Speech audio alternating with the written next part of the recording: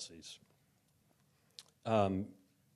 It's clear the Democrats think the best strategy they have is to keep Harris and Walz away from you all, and we stand in contrast to that. So today we're going to talk about contrasting economic policies.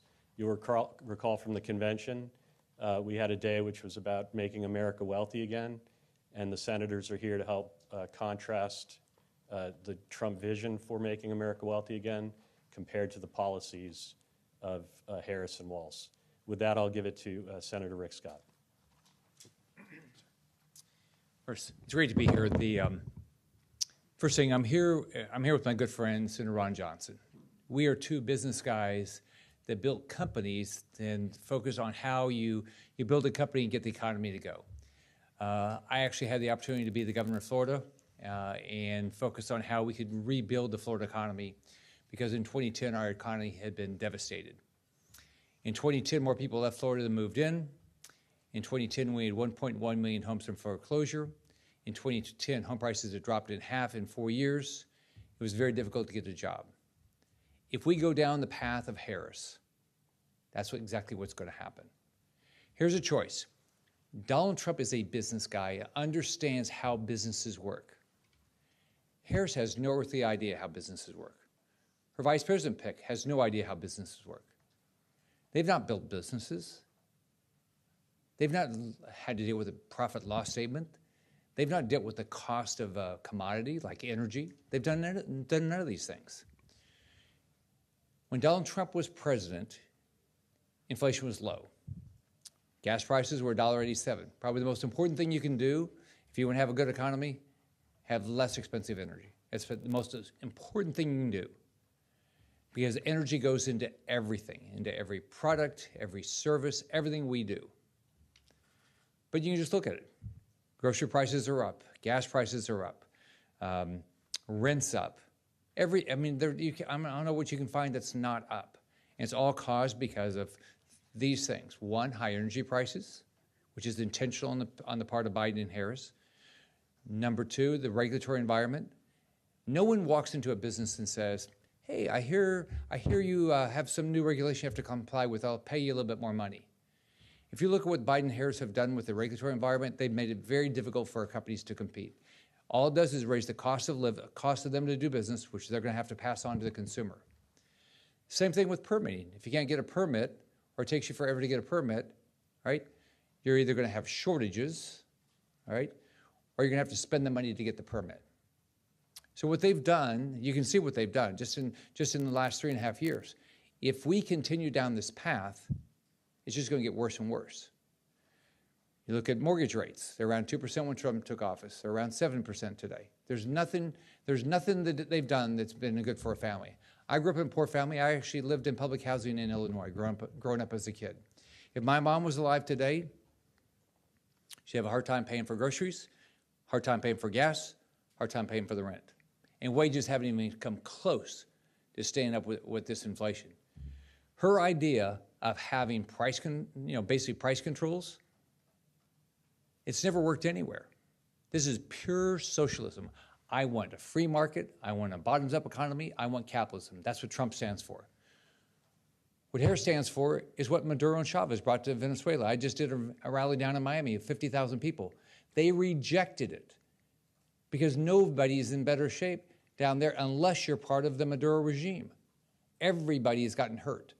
Socialism is death, destruction, shortages, and that's exactly what will happen if Harris gets elected. Well, thank you, Brian. Thank you, Rick. Thank all of you for coming here. We often say when we're up on a podium like this, my good friend, it's true. Rick Scott and I are very good friends in the Senate. I think it's because we come from a private sector background. And that's what I want to emphasize here before we open up to questions, how important that is. When I first got to Washington after having run a manufacturing plant for about 30 years, one of my first insights was how very few people in Washington, D.C., whether we're talking about the bureaucrats in the executive branch, staff members, or members of Congress, had any experience in, which means very little knowledge of, maybe even worse, very little sympathy for the private sector. They look at business, oh, it's easy to be a billionaire. No, it's very hard to run a successful business. It's difficult to think of a product somebody else wants to buy. It's even more difficult to produce that product or service at a cost less than you can sell it for. So business is hard. And to understand that and to have sympathy for it is what is required in governmental leadership. And that's why there's such a stark contrast in terms of the vision that President Trump has for this country versus Kamala Harris and Tim Walz, and prior to that, President Biden. They think all the answers come from government. And you can tell right now by what very few proposals that Kamala Harris has put on the table, she doesn't have a clue. I mean, one of the reasons Biden was in such trouble is because he had driven up the cost of living. You know, most Americans really look at government and think, well, government's there to really defend us, to keep us safe, to make our lives easier, to help those who can't help themselves, to help people help themselves. They're looking for government to help. They're not looking at government to make their lives harder. But that's exactly what Biden-Harris has done. That's exactly what Harris and Walz would do. Make our lives worse and more difficult to live because they think they're so smart. They think they can actually set prices and not have that blow up in their faces, be a total disaster. I just read an article, Venezuela's agriculture economy is ready to collapse under the socialistic governance of Maduro. Venezuelans voted themselves into poverty. It's important to understand that. It was a successful economy a couple decades ago. Venezuelans voted themselves into poverty, and that's what this election's about. Are we going to take America off the path of destruction that Biden-Harris have put us on? Are we going to re-embrace the things that made this country great?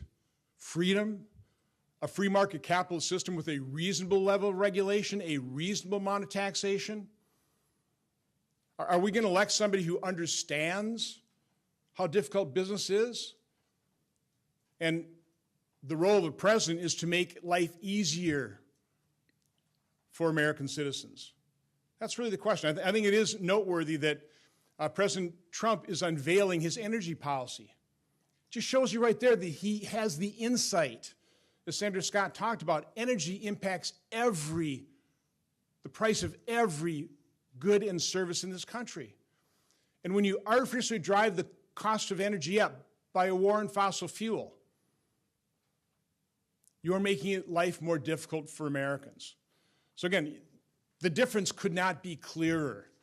And what I'm calling on the American press, who unfortunately gave President Biden a free pass on his open border, allowed him to win the presidency campaign from his basement, and now for 30 days have pretty well let Vice President Harris go without answering any questions.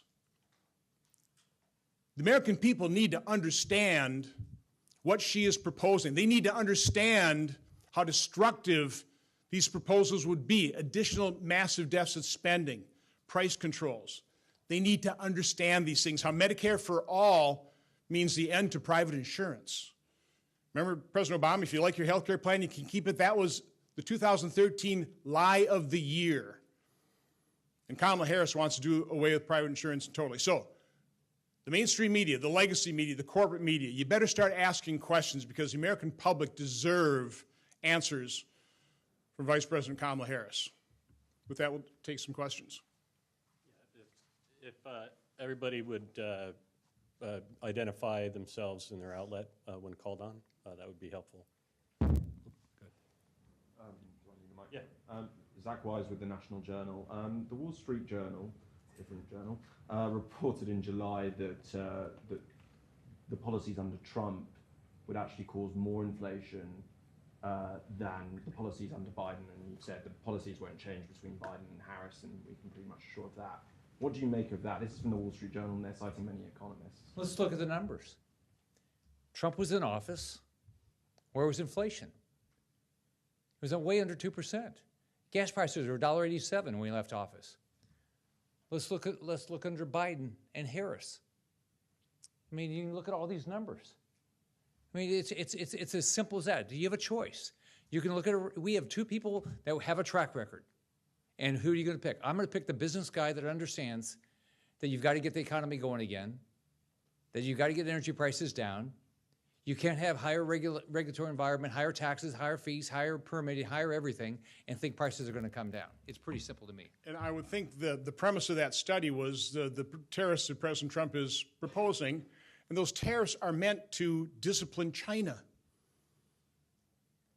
I mean, we ought to be concerned about the fact that President Biden was compromised on China, so he ended a very successful program, the China Initiative, to try and stop China from stealing intellectual property on college campuses. That's what President Biden did. Now, fast forward to Governor Walz, who seems also pretty compromised by his relationship with China, and Vice President Harris would be equally soft on China. So we need to understand that one of the reasons we lost manufacturing jobs, one of the issues we have with our economy is because of China's misbehavior, the fact that they're not following the global rules, so that you've got to do something. I think President Trump would agree with me. It would be nice to have a tariff-free world, but that's not the situation we live in. So again, I would just reject that study. I think tariffs are going to be necessary to do something to discipline China. And to get American jobs back. I mean, first off, look at what's happened to the middle income in this country, our middle class in this country. It's been devastated by what China's done. China lies and cheats and steals about everything. They don't comply with anything at all. They don't comply with trade agreements. They don't comply with the WTO. And guess what's happened? We lose jobs. Both of you, I'd like to hear from you, especially this week. What would you like, Matt Smith from WDCA in Milwaukee, apologies. What would you like to hear from President Trump specifically this week on the campaign trail? Is he focusing enough on policy? Absolutely. I mean, it's clear. I mean, he's put out exactly what he will do. She won't even do an interview, okay? Because one, whatever she puts out has been a disaster. And number two, she can't answer any questions. Senator, how does he win Wisconsin? How did I win Wisconsin? How does Trump win Wisconsin? I would say ground game, ground game, ground game. He's going to need a little assistance from a media that's a lot more honest and unbiased. I mean, let's be honest about this. I mean, as much as I doubted that Biden would be their nominee, I would always say whoever they were going to replace him with would be immediately put up on a pedestal and crowned the new Messiah. I mean, so I made that prediction, but even I have found it breathtaking the extent the legacy of corporate media have done exactly that. Not held her accountable, not asked her tough questions, not demanded. I mean, she did not get one vote in the primary. This is a coup. They're going to formally kick the president to the side of the road tonight. Their coup is complete. And their nominee will be somebody who didn't get one vote in the primary. And they call this defending democracy? The minimum the media needs to do is start asking her questions so the American public understands this is what you're going to get if you vote for Vice President Harris for president. And it's not going to be pretty. Some polling, guys, has indicated that Vice President Harris is obviously doing better than President Trump in some of these swing states. I'm just wondering what you make of the gender gap. Does there need to be a new or different effort on behalf of the Trump campaign to talk to women, specifically in states like yours?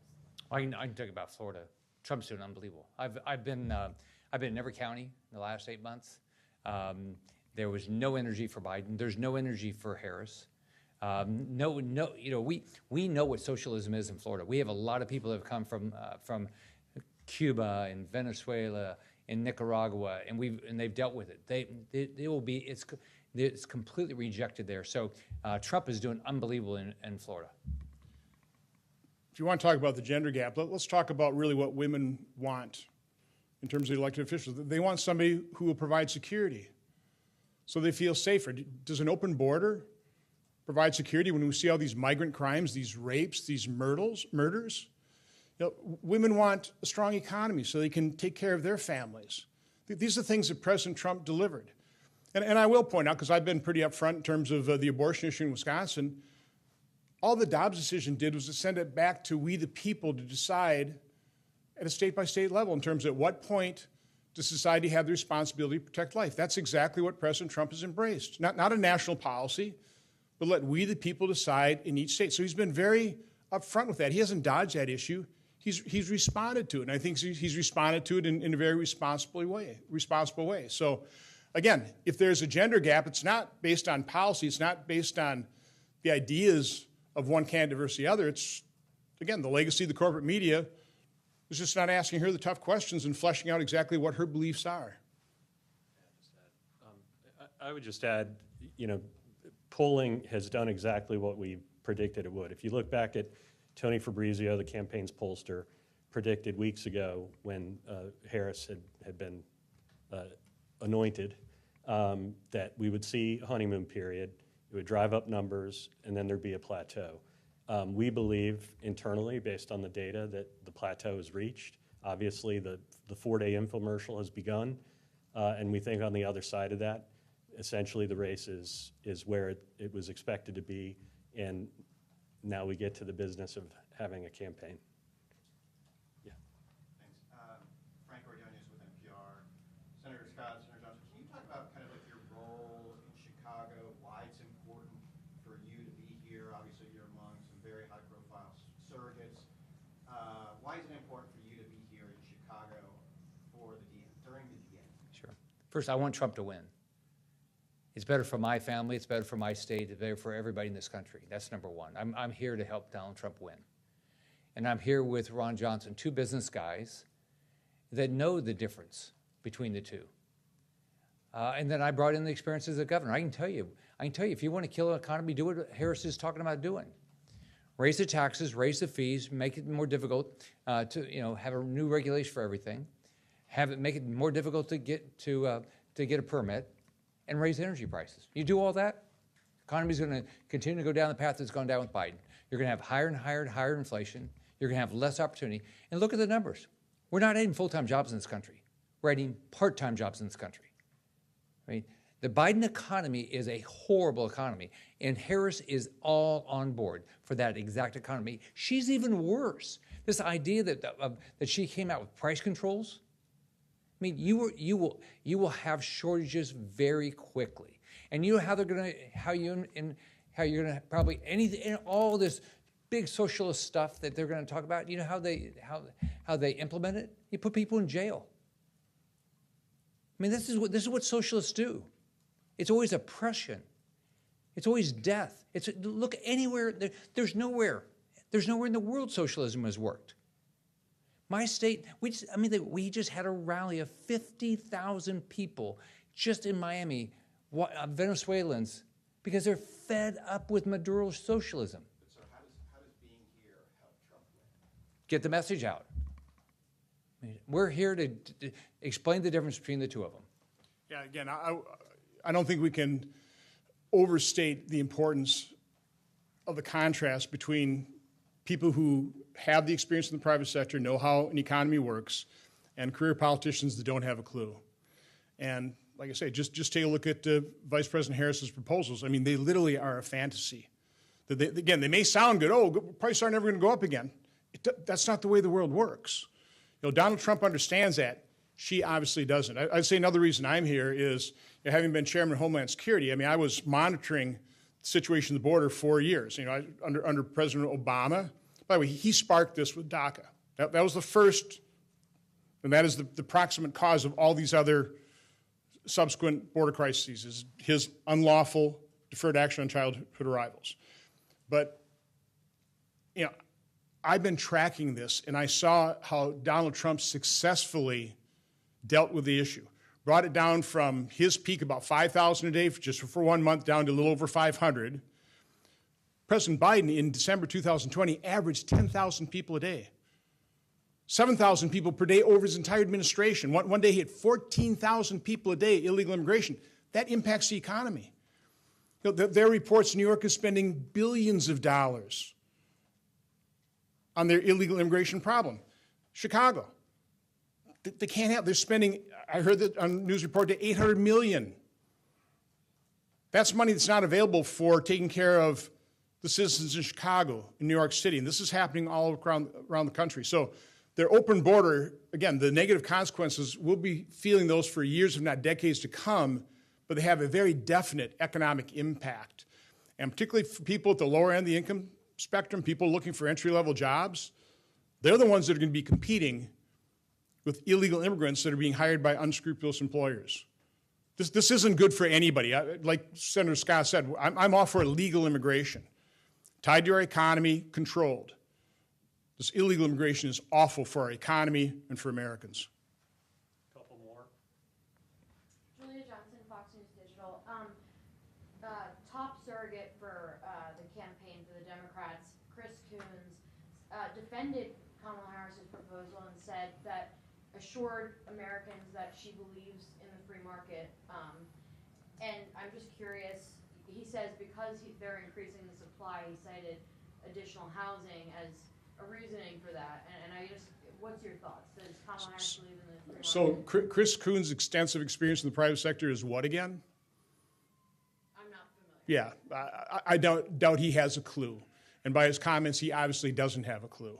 So no, all that $25,000 per house subsidy for a new homeowner or buyer will do is it just drive up the cost for a new home. Putting, again, and this is one of the real tragedies of what the Harris-Biden administration has done. They've put home ownership out of the reach of so many Americans, particularly young people. You'll throw on top of that the fact that we've enticed our children collectively to incur $1.7 trillion of student loan debt, so they're in a huge debt hole. You've increased the cost of housing payments, interest, mortgage interest as well, and now Americans can't give her a promotion. My friends, I think it's time for the American people to say to Kamala Harris, you are fired. We want Donald J. Trump.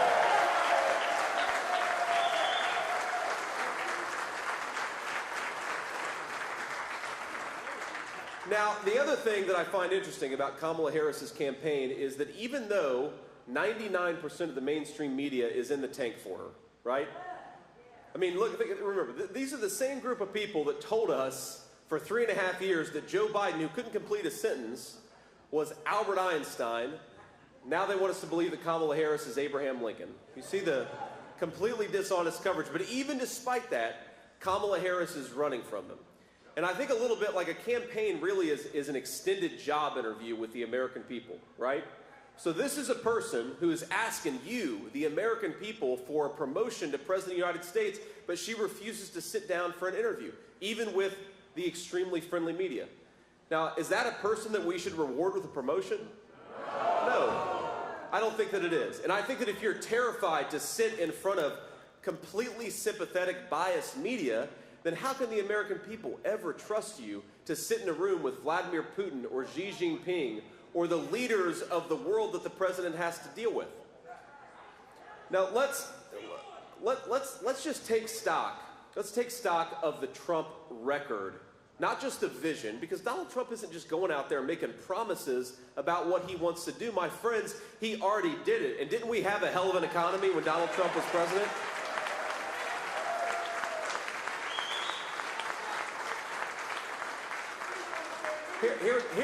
Here's what we're going to do.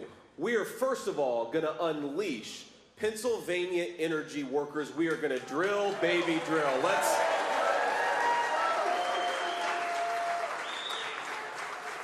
We're going to stop buying energy from tin-pot dictators all over the world who hate this country. We're going to start buying it from our own land, from our own people, from our own workers, and that's going to start on day one of the Trump presidency. And when we do that, my friends, we're going to bring down energy costs, not just for American families and American consumers. We're going to bring it down for American manufacturers and American businesses like Dysor, where we're sitting right now. Now, these guys, I mean, Kamala Harris talks about how she wants to stand for the little guy, and yet her energy policies have driven up the cost of energy and food for everyday citizens. She says that she wants to bring American manufacturing back to this country. Well, Kamala, if you really, really want to bring American manufacturing back to this country, might I suggest you vote for Donald J. Trump. Get out of this race and bring back a president who knows how to do it. Remember, when Trump was president, when he became president for 16 years, this country had lost 60,000 factories. That was the record before he became president. He becomes president over 4 years, we had 12,000 factories. Undid a lot of the damage, and he's going to undo a lot more of it if we give him another 4-year term. Are we going to do that? Absolutely we are. We have got to stop the Chinese and everybody else from undercutting the wages of American workers. If you want access to American markets, you ought to deal fairly with the American working people, union and non-union alike. We are going to stop the Chinese from building their middle class on the back of the American middle class, aren't we?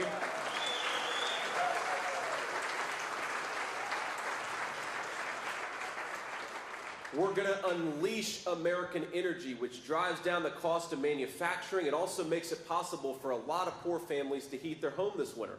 The thing that bothers me so much about Kamala Harris's policies is that real people suffer when she refuses to do her job. Real people.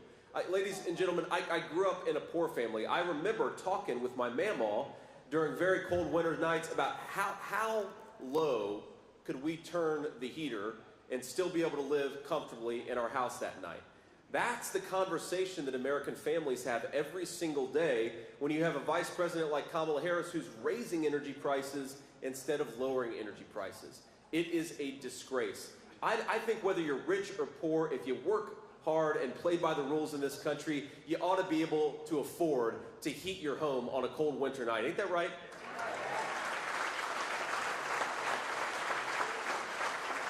I think if you work hard and play by the rules, whether you went to college or didn't go to college, you ought to be able to work in a job that respects your dignity and pays you a good wage.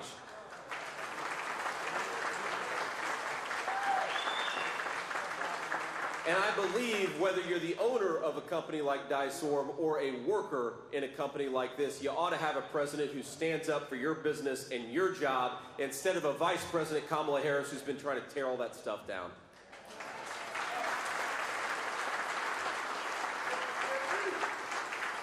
So here is the Trump plan. Again, it's very simple, and it's not just a plan because he already did it. Number one, we are going to stop the reckless spending that you've seen from the Kamala Harris administration, give more Americans more of their hard-earned money, and stop this affordability crisis.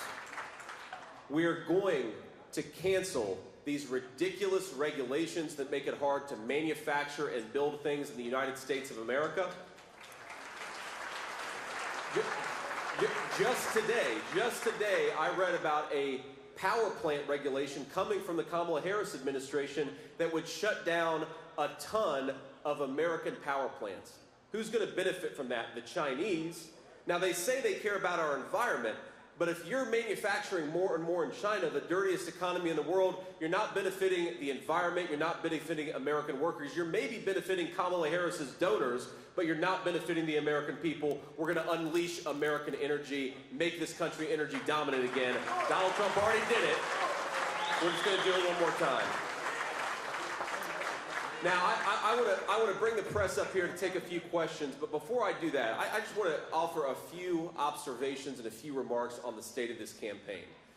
Number one, I already said this, but I'm going to repeat it for our friends in the back. It is disgraceful that Kamala Harris pretends to run for the presidency of the United States, but she refuses to stand before the American people without a teleprompter standing between them. Kamala, what are you so afraid of? The American people are good and kind, even if they don't like your politics. Why don't you get out and talk to them? If you want to be the people's president, you ought to be willing to stand before the people and answer a few tough questions. I don't think that's too much to ask, is it? Now, speaking of, she has got quite the running mate, this guy Tim Walz, who...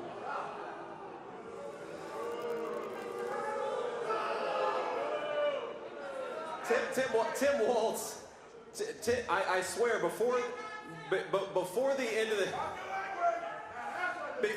the campaign, Tim Walz is going to be talking about how he was carrying an M16 through the jungles of Vietnam.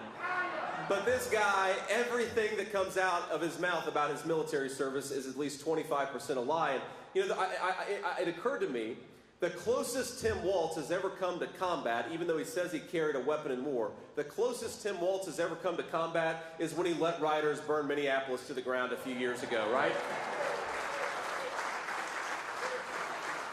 But he acts like such a tough guy, my friends. I don't know if you saw this, but Tim Walz said that he would debate me anytime, anywhere. So he threw out October 1st, a debate moderated by CBS, which I'm sure is going to be in the tank for the Democrats, but who cares? Because I respect the American people to go before hostile media. But when he says he'll debate anytime, anywhere, he apparently didn't mean in mid-September, because I offered him a debate in front of CNN, not exactly friends of me and Donald Trump. And you know what Tim Walz said? No thanks. Because they are hiding from the American people. My message to Kamala and Tim Walz, but especially to the American people, is the American people deserve to be led by somebody who is willing to get out there and talk to people. Kamala and Tim, stop hiding in the basement, get out there and campaign. We'd all appreciate it quite a bit.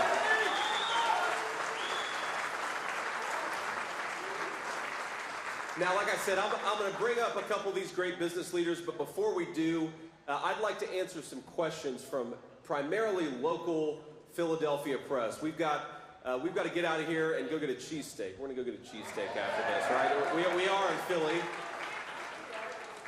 But any recommendations? Okay, all right, okay.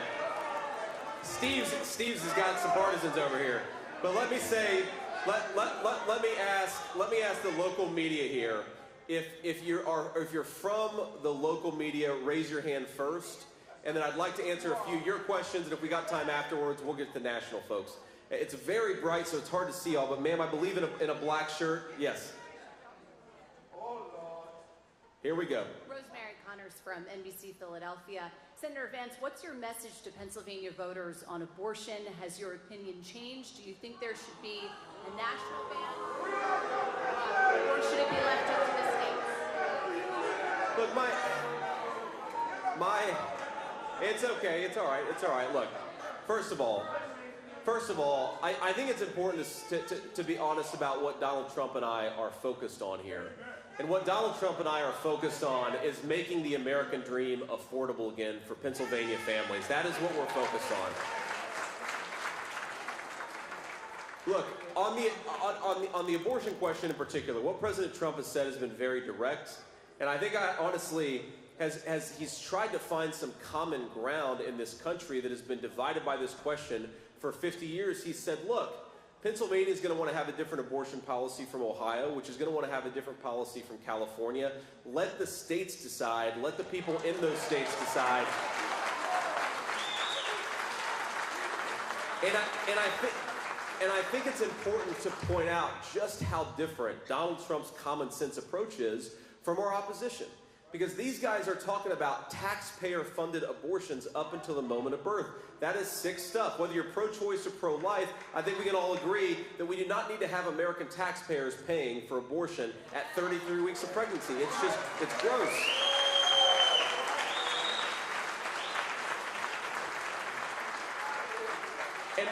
And the final point that I'd say on this is President Trump and I believe very, very deeply that we want Americans to feel like they can afford to have families again. The biggest problem that we have in this country, you talk to young women who have a pregnancy, especially an unexpected pregnancy, and a lot of them feel like they don't have options because how are you going to feed a baby in today's economy? How are you going to house a baby with rent where they are? We want to make American family life affordable again, and I think that's the best way to promote a culture of life in this country. Thank you all. Again, local PA reporters first, ma'am. Hi there, Aaliyah Schneider, the Philly Inquirer. How often can we expect you to be in Pennsylvania, and where are you getting your cheesesteak and why?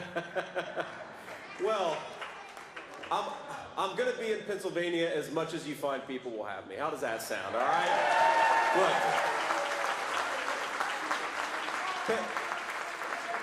Pennsylvania is an incredibly important state to me and President Trump. It is a state with a proud energy tradition, a proud manufacturing tradition. We believe that if we make more stuff in America, Pennsylvania workers and Pennsylvania families are going to benefit. So we're going to be here a lot, taking our message to the whole state, because who wants to make more stuff in the United States of America? Who wants to build more factories in the United States of America? Who wants to rely on American workers and not on Chinese workers right here in the state of Pennsylvania? This is a very, very important state for us. Ladies right here. JD, Linda Stein, Delaware Valley Journal. What is your position and President Trump's position on Israel and the Gaza war? Well, look, our position is pretty simple. It's that the best thing for Israel and the best thing for the United States is for this war to be over as quickly as possible and for Hamas to be destroyed in the process. And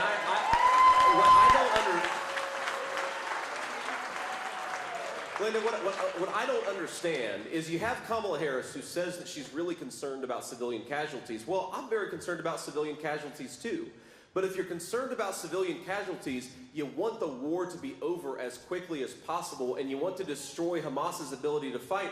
She's pursuing policies that are doing exactly the opposite. Prolonging the war as long as possible and not allowing Israel to finish the job against Hamas. It's the worst of all possible worlds. Donald Trump is going to return strength to the American foreign policy scene. Just one more observation about this. This is especially to anybody watching who is skeptical of Donald Trump, who remembers when the American media said that Donald Trump was going to start a nuclear war. Did anybody notice that the country and the world were at greater peace under the presidency of Donald Trump than anybody, Democrat or Republican, who came before? It's kind of amazing, actually, because I remember when all of you, meaning the media, all the media said that this guy was going to start World War III. We are on the brink of World War III thanks to Kamala Harris's leadership. We're going to get strong American leadership back in there to bring a little bit of calm back to the world.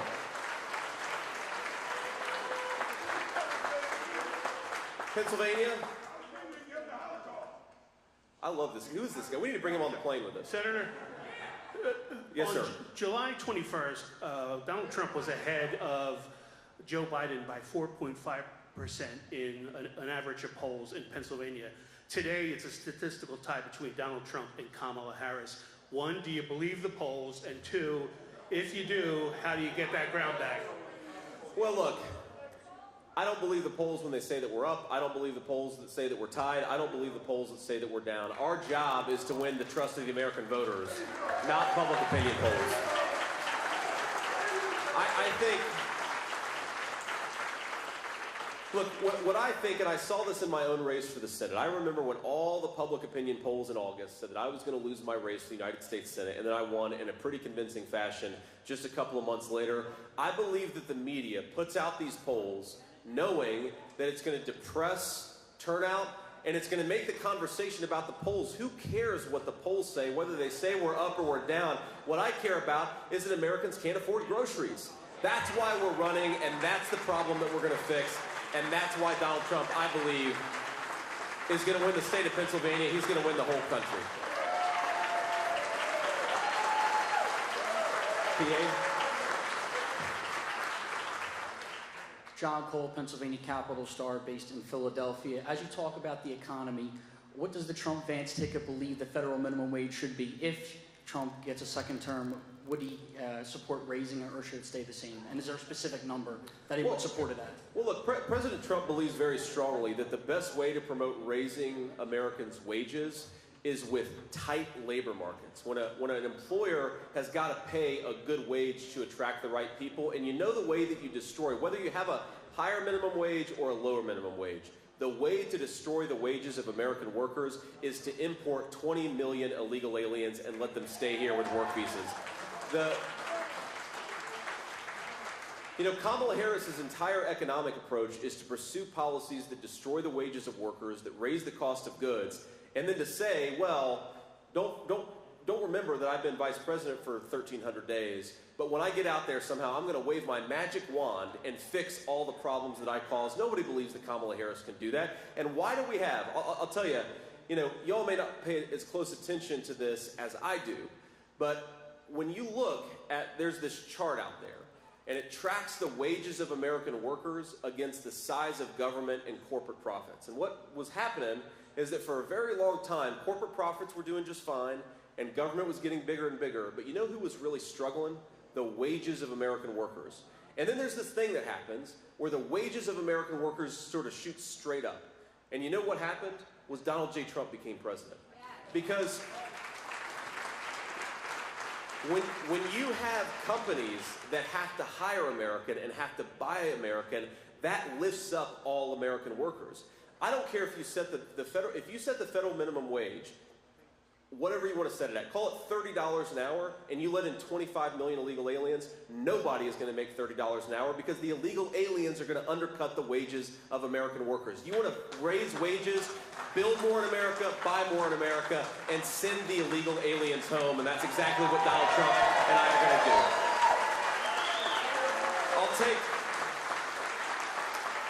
I'll take one more question, and then I'd like to bring up a couple business leaders. Ma'am, maybe right here in the front. Nikki Dementri with CBS Philadelphia. Senator Vance, you've been in Philadelphia twice in about 2 weeks. This is a city, though, that is run by the Democratic Party, has been for quite a while. Why do you feel this city is so important for the campaign, and can you win it come November? I think we absolutely can win it. We're going to win the whole state of Pennsylvania, and Philadelphia, look.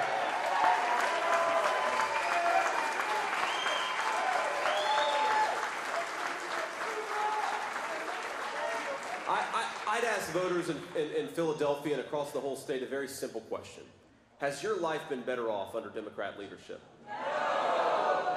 Have your communities gotten safer under Democrat leadership? Have your wages kept up with affordability under Democrat leadership? And because the answer is no, I think that Americans, Pennsylvanians, and the citizens of this city are ready for a change. They're ready for the presidency of Donald J. Trump. All righty. Now, on the topic of Americans being ready for a change, I want to call up a couple business leaders who have built great businesses right here in Philadelphia. And I want to start with the leader of Dysor, where, of course, we're sitting right now. Ted, come on up here. Give a round of applause for Ted.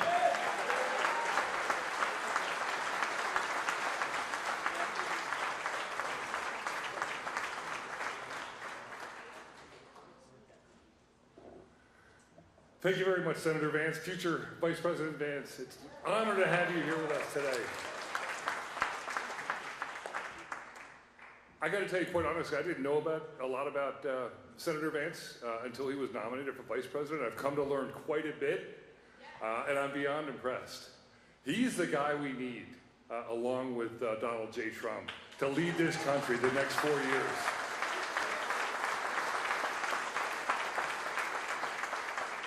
On a personal note, because we're both former enlisted military, I thought I was doing okay myself, but this guy here is blowing me away. So it's very impressive, sir. Thank you again for coming.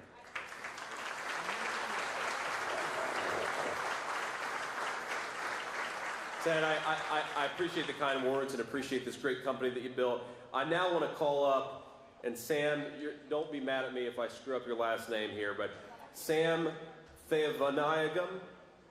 I got it? Okay.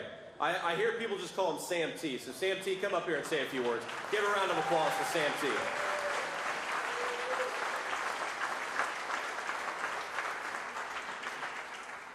I said to you earlier that what separates me and Senator Vance was butter chicken.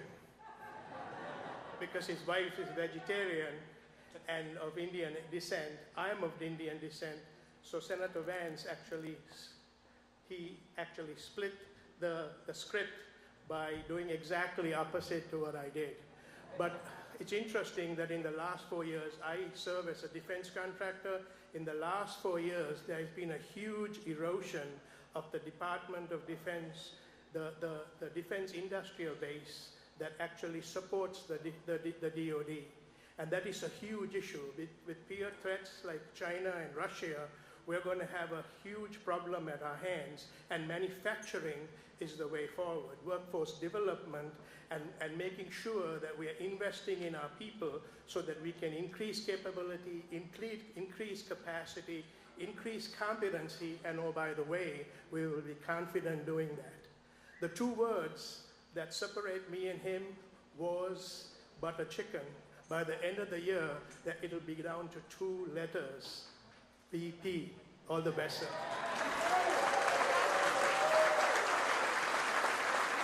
All right. And said it better than I could on that note. Thank you all. God bless you. Let's go elect Donald J. Trump in November. Thank you for having us.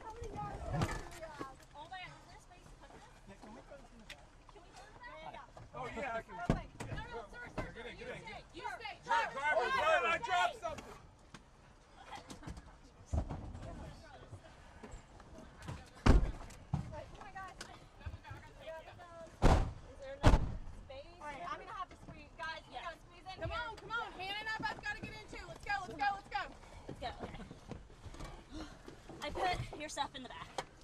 Oh my God, that's okay. How many we got? 1, 2, 3, 4, 5, 6, 7, 8, 9, 10. Perfect. Oh. Thank you guys. Sorry for hanging on one. Wow. Press is moving to the motorcade now. Beautiful. Sanity left behind. Oh, thank you, the fan. Come on, go. Hannah, tell them to move up. We gotta get it. They gotta move it.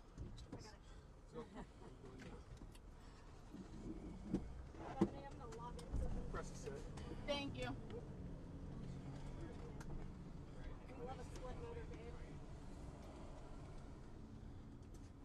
Ah, God damn it. Go get that. Say what? All right. Yep.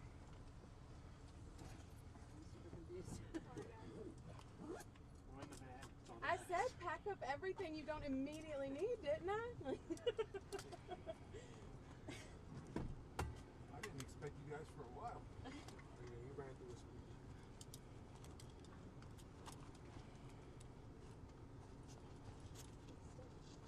Look how the press is set. I think he's done. He was already moving it. He was off stage.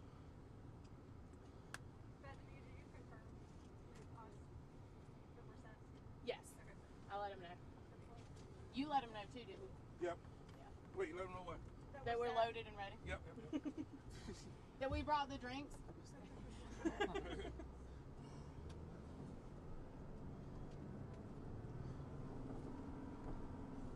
Okay, when we get out, stills with me, everybody else with Hannah.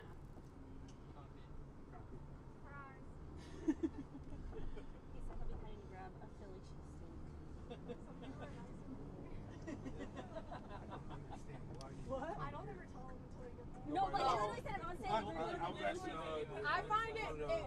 me do my job better? If everyone knows like where we're going. Not where we're going, but who's going with who. That we're going somewhere. Yeah. Oh. He said. He said. We're going with pets. Pets? Yeah, we're going to pets. And we're going to pets, right? One of those. Off the record. Oh, we're going to pets, right? Off the record and for planning purposes. What, pets? What? Oh. Last time our bus driver broke into everyone. I was like, thank you. That was good. I just told my two to expect a field trip. Yeah. Yeah, we're not getting kidnapped. Just And Tom didn't even that didn't even click with him. He just said, "Can I get in the car?" And I was like, "I thought you were."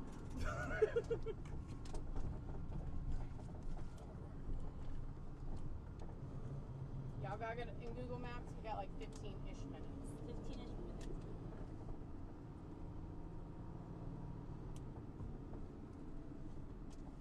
Honestly, this is the ideal spot for me. Right now. I agree. Mhm. So I consider still No. Right now? Yeah. no, or when you get off. No, she's saying like, would she come with me? What? She's not. You're not No, a you're still. with me. Yeah. Okay. Yeah. I feel like I'm in the middle of like. In Paris, you'll know if you're still.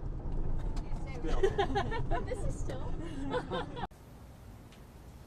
Yes.